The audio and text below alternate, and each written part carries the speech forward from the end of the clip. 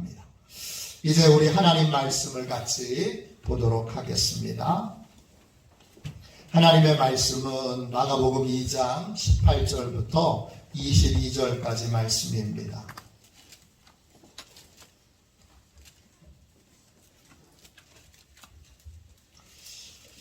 마가복음 2장 18절부터 22절까지 말씀입니다. 신약성경책 56쪽입니다.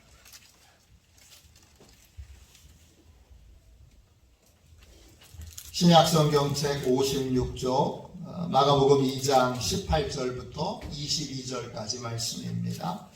우리 한 목소리로 같이 읽도록 하겠습니다. 18절입니다. 요한의 제자들과 바리새인들이 금식하고 있는지라 사람들이 예수께 와서 말하되 요한의 제자들과 바리새인의 제자들은 금식하는데 어찌하여 당신의 제자들은 금식하지 아니하나이까? 예수께서 그들에게 이르시되 혼인집 손님들이 신랑과 함께 있을 때에 금식할 수 있느냐? 신랑과 함께 있을 동안에는 금식할 수 없느니라.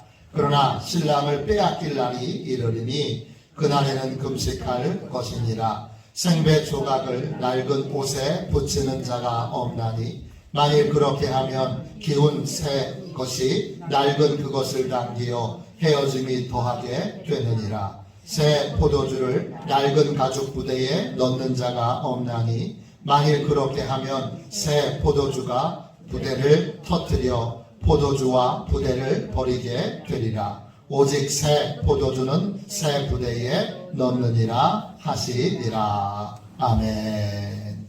할렐루야. 주님의 시간표를 따라 사는 삶, 주님의 시간표를 따라 사는 삶, 이런 제목으로 함께 은혜를 나누겠습니다. 2층에서 예배 드리시는 분들, 또 3층에서 예배 드리시는 분들 사랑하고 축복합니다. 한 주간 동안 또 잘 지내셨지요? 늘 주의 은혜 가운데 거하시기를 축원합니다. 사람들이 예수님께 와서 왜 선생님의 제자들은 금식하지 않습니까? 이렇게 묻습니다. 이에 예수님이 이렇게 대답하십니다. 19절 20절입니다. 예수께서 그들에게 이르시되 혼인집 손님들이 신랑과 함께 있을 때에 금식할 수 있느냐? 신랑과 함께 있을 동안에는 금식할 수 없느니라. 그러나 신랑을 빼앗길 날이 이르리니 그날에는 금식할 것이니라. 예수님의 제자들이 왜 금식하지 않습니까? 예수님의 설명은 뭐지요? 때가 되지 않았기 때문입니다. 모든 일에는 때가 있습니다. 지혜의 왕 솔로몬은 모든 일에는 때가 있다, 이렇게 선언했습니다. 우리가 잘 아는 전도서 3장 1절부터 8절까지입니다. 범사에 기한이 있고 천하 만사가 다 때가 있나니 날 때가 있고 죽을 때가 있으며 심을 때가 있고 심은 것을 뽑을 때가 있으며 죽일 때가 있고 치료할 때가 있으며 헐 때가 있고 세울 때가 있으며 울 때가 있고 웃을 때가 있으며 슬퍼할 때가 있고 춤출 때가 있으며 돌을 던져 버릴 때가 있고 돌을 거둘 때가 있으며 안을 때가 있고 앉는 일을 멀리할 때가 있으며 찾을 때가 있고 잃을 때가 있으며 지킬 때가 있고 버릴 때가 있으며 찢을 때가 있고 꿰맬 때가 있으며 잠잠할 때가 있고 말할 때가 있으며 사랑할 때가 있고 미워할 때가 있으며 전쟁할 때가 있고 평화할 때가 있느니라. 여러분은 여러분의 때를 누가 결정하십니까? 나는 내가 정한 시간표에 따라 인생을 살고 있습니까? 아니면 하나님이 정하신 하나님의 시간표에 따라 인생을 살고 계십니까? 농사 짓는 분들은 하나님이 정하신 시간표에 따라 인생을 살아갑니다. 그래야 열매를 거둘 수 있습니다. 농사 짓는 분들은 하나님이 정하신 때에 씨를 뿌립니다. 그리고 하나님이 정하신 때에 곡식들을 돌봅니다. 그리고 하나님이 정하신 때에 그 곡식들을 거두게 되어 있습니다. 강화, 군청에서 나온 달력이 있습니다. 우리 장로님께서 참고하시라고 하나 주셔서 제가 가지고 있는데, 그 달력은 달마다 무슨 농사를 져야 되는지, 또 무슨 약을 뿌려야 되는지, 이게 상세하게 나와 있습니다. 왜 군청에서 돈을 들여서 이런 달력을 만들었을까요? 농사는 때를 놓치면 열매를 거둘 수 없기 때문입니다. 오늘 본문에 나오는 예수님의 제자들은 어떤 사람들입니까? 예수님의 제자들은 예수님께서 정하신 때에 따라 사는 사람들입니다. 예수님이 지금 금식할 때가 아니다 하셔서 다른 사람들은 다 금식해도 예수님의 제자들은 예수님의 때를 따라, 예수님의 시간표를 따라 지금 금식하고 있지 않습니다. 예수님의 제자는 누굽니까? 어떤 사람이 예수님께 배우는 사람이고, 어떤 사람이 예수님께 훈련받는 사람이고, 어떤 사람이 여러분 예수님을 믿고 따르는 사람입니까? 제자는 주님의 시간표를 따라 사는 사람입니다. 예수님도 하나님의 시간표를 따라 사셨습니다. 요한복음 2장에 보면 예수님께서 가나 지역에서 열린 결혼식에 참여하셨습니다. 당시 유대인들은 결혼식을 거창하게 했습니다. 보통 3일에서 7일 정도 그렇게 잔치를 벌였습니다. 그런데 이 결혼식에 문제가 생겼습니다. 한참 결혼식이 진행 중이고 손님들이 계속 밀려오고 있는데 포도주가 떨어졌습니다. 이때 예수님의 어머니 마리아가 예수님께서 해결해 주실 줄로 믿고 예수님께 도와달라고 부탁합니다. 그때 예수님이 뭐라고 말씀하셨습니까? 요한복음 2장 4절입니다. 예수께서 이르시되 여자여 나와 무슨 상관이 있나이까? 내 때가 아직 이르지 아니하였나이다. 어머니께서 부탁하시는 이 부탁을 예수님이 그 사랑하시는 어머니의 부탁인데 거절합니다. 이유가 뭡니까? 하나님이 정하신 때가, 하나님이 허락하신 때가 되지 않았기 때문입니다. 이때 때라는 말은 헬라어로 호라입니다. 뜻은 목적에 도달할 기회, 특정한 것을 위한 특정한 시간, 순간 등을 의미합니다. 예수님은 하나님께서 정하신 목표를 이루기 위해 하나님의 시간표를 따라 사셨습니다. 그래서 예수님의 어머니가 간절하게 부탁했음에도 불구하고 처음에 예수님이 그 부탁을 거절했던 것입니다. 그런데 아이들의 태도가 달라지고 하나님의 허락하심의 사인이 오자 가나의 혼인잔치에서 예수님이 최초의 기적, 처음 기적을 행하시게 됩니다. 예수님은 하나님의 시간표를 따라 사셨습니다. 지혜왕 솔로몬은 지혜로운 사람의 특징을 이렇게 설명합니다. 전도서 8장 5절입니다. 명령을 지키는 자는 불행을 알지 못하리라. 지혜자의 마음은 때와 판단을 분별하나니. 지혜로운 사람은 어떤 마음을 가진 사람입니까? 때와 판단을 분별할 줄 아는 사람입니다. 어떤 때를 분별할 줄 압니까? 하나님의 때입니다.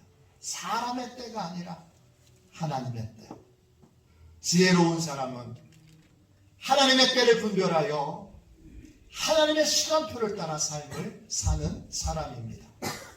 여러분은 어떻습니까? 여러분은 예수님의 제자로 살고 계십니까? 여러분은 지혜로운 사람입니까?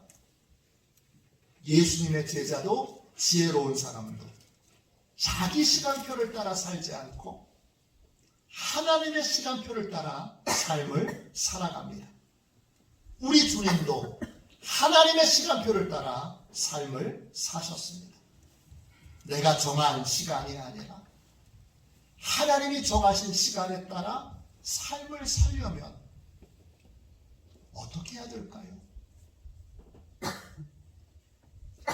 나의 시간표가 아니라 하나님의 시간표를 따라 삶을 살려면 도대체 무엇을 어떻게 해야 할까요? 오늘은 이 질문에 대하여 성령 하나님의 대답을 함께 듣도록 하겠습니다. 하나님의 시간표를 따라 삶을 살려면 어떻게 해야 될까요? 첫 번째, 하나님의 권위와 통치권을 진심으로 인정해야 합니다. 잠언 19장 9절입니다.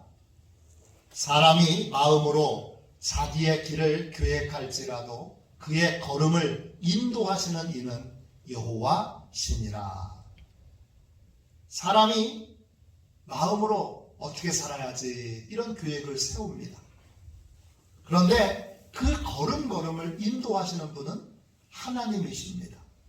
인도하신다, 이 말은 히브리어로 쿤입니다. 뜻은 결정한다, 세운다, 임명한다, 제공한다, 이런 뜻입니다. 사람은 계획은 세울 수 있지만 결정은 하나님이 하십니다. 우리는 하나님께서 허락하시지 않으면 아무리 좋은 계획을 세워도 한 걸음도 나아갈 수 없습니다. 영어 성경으로 보면 더 분명하게 이 진리를 알 수 있습니다. NLT 영어 성경으로는 이렇게 되어 있습니다. We can make our plan. 우리는 계획을 세울 수 있지만 But the Lord determines our step.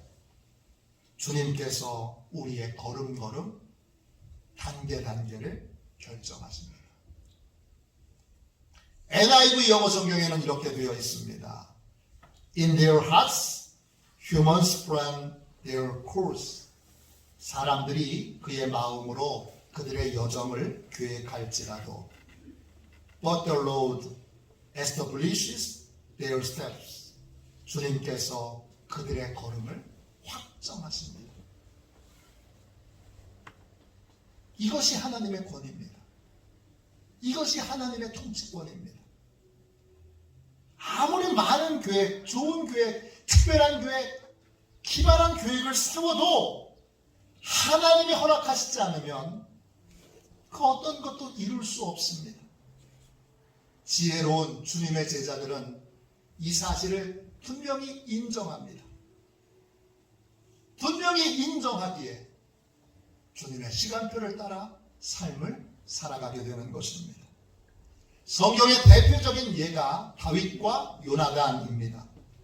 다윗은 왕으로 기름 부음을 받았습니다. 그런데 사울 왕에게 미움을 받아 떠돌이 생활을 합니다. 떠돌이 생활을 하던 중에 어느 날 다윗이 사울 왕을 죽일 수 있는 절호의 찬스를 만납니다. 사울 왕이 대변을 보기 위해 굴 속으로 들어왔는데 그 굴에 다윗과 두 아들이 숨어 있었습니다. 여기서 사울 왕을 죽이면 바로 왕위에 오를 수 있습니다. 그러면 떠돌이 생활도 안 해도 되고 힘든 일도 그만해도 됩니다. 그런데 다윗은 하나님의 뜻을 먼저 생각합니다. 사무엘상 24장 6절 7절입니다. 자기 사람들에게 이르되 내가 손을 들어 여호와의 기름 부음 받은 내 주를 치는 것은 여호와께서 금하시는 것이니 그는 여호와의 기름 부음 받은 자가 됨이니라 하고 다윗이 이 말로 자기 사람들을 금하여 사울을 해하지 못하게 하니라. 사울이 일어나 굴에서 나가 자기 길을 가니라. 빨리 왕위에 오를 수 있는 절호의 기회를 얻었지만 다윗은 하나님의 뜻을 먼저 묻습니다. 그리고 하나님의 뜻에 따라 사울을 죽이지 않습니다. 다윗은 하나님의 뜻에 순종하기 위하여 자기 생각에 빠른 길, 자기 생각에 쉬운 길을 포기해버립니다. 이것이 하나님의 시간표를 따라가는 사람의 모습입니다. 다윗이 왜 그랬습니까? 하나님이 허락하시지 않으면 아무리 발버둥치고 아무리 애써도 왕이 될 수 없다는 걸 잘 알았기 때문입니다. 하나님의 권위와 통치권을 인정했기에 괴로워도 오래 걸려도 하나님의 뜻을 따르는 삶을 살았던 것입니다. 요나단도 마찬가지입니다. 요나단은 누굽니까? 사울 왕의 아들입니다. 단순한 왕자가 아니라 사울을 이어서 왕이 될 충분한 자격을 가지고 있는 사람입니다. 그런데 요나단은 하나님께서 자신이 아닌 다윗을 왕으로 택하셨다는 걸 알았습니다. 그래서 스스로 하나님의 뜻에 따라 왕이 될 수 있는 충분한 자격과 능력과 지식과 지도력을 가지고 있지만 하나님의 뜻에 순종하여 왕 되는 것을 포기합니다. 그리고 더 나아가서 라이벌일 수 있는 나이도 한참 어린 다윗이 왕이 될 수 있도록 적극적으로 마음을 다해 도와줍니다. 요나단이 왜 그랬습니까? 아무리 노력하고 발버둥 쳐도 스스로의 힘으로는 왕이 될 수 없다는 걸 알았기 때문입니다. 하나님의 뜻에 따라 그는 왕이 되는 것을 포기하고 하나님의 뜻에 따라 왕으로 하나님이 선택하신 다윗을 사랑하고 보호하고 도왔습니다. 다윗과 요나단처럼 하나님의 권위와 통치권을 인정하는 사람은 하나님의 시간표를 따라 삶을 살아가게 됩니다. 둘째, 하나님의 시간표를 따라 삶을 살려면 어떻게 해야 될까요? 하나님의 사랑과 지혜를 신뢰해야 합니다. 전도서 3장 11절입니다. 하나님이 모든 것을 지으시되 때를 따라 아름답게 하셨고 또 사람들에게는 영원을 사모하는 마음을 주셨느니라. 그러나 하나님이 하시는 일의 시종을 사람으로 측량할 수 없게 하셨도다. 우리는 앞에 모든 일들을 측량할 수가 없습니다. 앞일을 우리는 내다볼 수 없습니다. 하나님은 하나님이 정하신 때에 모든 것을 아름답게 하십니다. 지혜로운 주님의 제자들은 이 사실을 분명히 인정하고 고백합니다. 그래서 주님의 인도를 따르면 모든 것이 아름다워지는 복된 나를 만나게 될 것을 굳게 믿습니다. 주님의 시간에 라는 찬양이 있습니다. 가사는 이렇습니다. 주님의 시간에 주의 뜻 이루어지니 기다려. 하루하루 살 동안 주님 인도하시니 주 뜻 이룰 때까지 기다려. 기다려 그때를. 주 뜻 이루어지기를 기다려.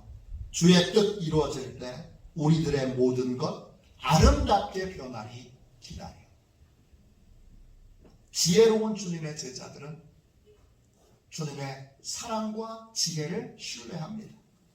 주님이 나를 사랑하셔. 그리고 주님이 가장 좋은 걸 알고 계셔.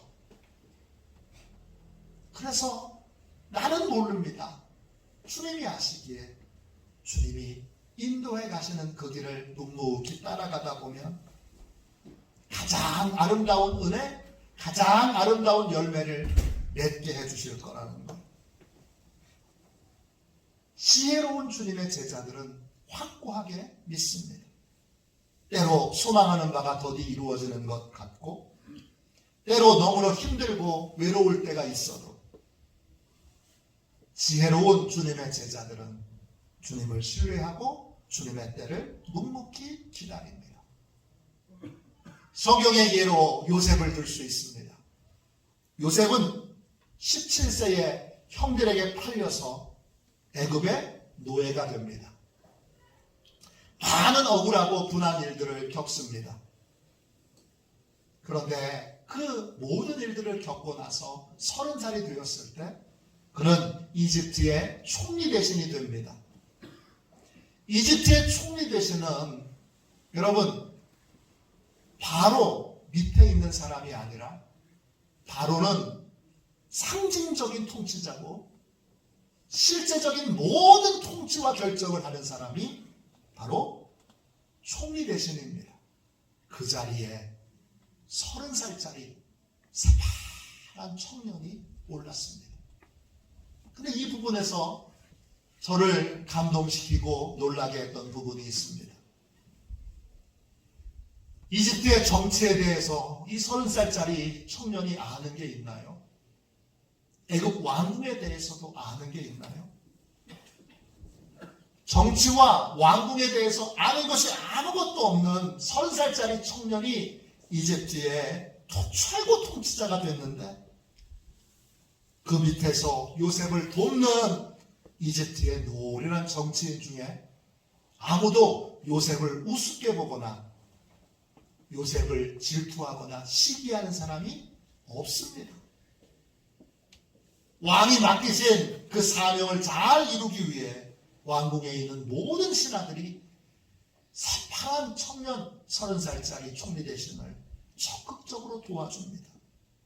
어떻게 이런 일이 가능하지요? 하나님의 때에 하나님이 모든 것을 아름답고 형통하고 복되게 변화시켜 주셨기 때문입니다. 요셉이 총리 대신이 되기 위해 연단과 훈련을 받는 도중에 그 과정에 하나님이 요셉만 준비시킨 것이 아니라 왕궁에 있는 사람들도 훈련시켜 준비시켜 주셨던 것입니다. 전도서 3장 11절의 말씀이 요셉의 삶에 완벽하게 이루어진 것을 보게 됩니다. 그러므로 여러분도 요셉처럼 어떤 환경과 상황에도 하나님의 사랑과 지혜를 신뢰하십시오.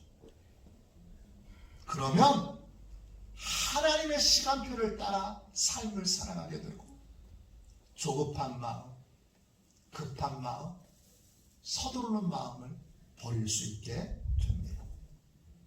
하나님의 시간표를 따라 삶을 살려면 어떻게 해야 할까요? 세 번째, 하나님의 뜻에 순종하는 삶이 영원히 망하지 않는 삶. 하나님의 뜻에 순종하는 삶은 영원히 망하지 않을 것을 굳게 믿어야 합니다. 전도서 8장 5절입니다. 전도서 8장 5절에 명령을 지키는 자는 불행을 알지 못하리라. 지혜자의 마음은 때와 판단을 분별하나니 그랬습니다. 명령을 지키는 자는 불행을 알지 못한다 했습니다. 하나님의 뜻에 따라 사는 사람은 불행을 알지 못합니다. 왜 그렇습니까? 늘 영원히 하나님의 보호하심과 돌보심 가운데 삶을 살게 될 것이기 때문입니다. 예수님께서도 이 진리를 분명하게 말씀해 주셨습니다. 마태복음 7장 24절부터 27절까지 말씀입니다. 그러므로 누구든지 나의 이 말을 듣고 행하는 자는 그 집을 반석 위에 지은 지혜로운 사람 같으리니 비가 내리고 창수가 나고 바람이 불어 그 집에 부딪히되 무너지지 아니하나니 이는 주추를 반석 위에 놓은 까닭이요 나의 이 말을 듣고 행하지 아니하는 자는 그 집을 모래 위에 지은 어리석은 사람 같으리니 비가 내리고 창수가 나고 바람이 불어 그 집에 부딪힘에 무너져 그 무너짐이 심하니라. 지혜로운 주님의 제자들은 일시적인 성공, 일시적인 출세를 위해서 삶을 살지 않습니다. 지혜로운 주님의 제자들은 영원한 복과 은혜를 위해 삶을 살아갑니다. 잠시의 영광을 위한 삶이 아닌 영원한 영광을 누리려면 반드시 주님의 말씀을 따라야 합니다. 주님의 뜻을 따라야 합니다. 주님의 말씀과 주님의 뜻을 따르려면 나는 바른 선택을 하지 못하는 영적 소경이라는 사실을 인정해야 합니다. 이사야 53장 6절입니다. 우리는 다 양 같아서 그릇 행하여 각기 제 길로 갔거늘 여호와께서는 우리 모두의 죄악을 그에게 감당시키셨도다. 제 길, 우리는 각자 선택한 길을 가는데 그 길은 다 어떤 길입니까? 그릇 행하는 길입니다. 우리는 다 양 같아서 다른 길을 선택할 줄 모릅니다. 내가 선택하고 내가 결정하는 모든 것은 다 그릇된 길입니다.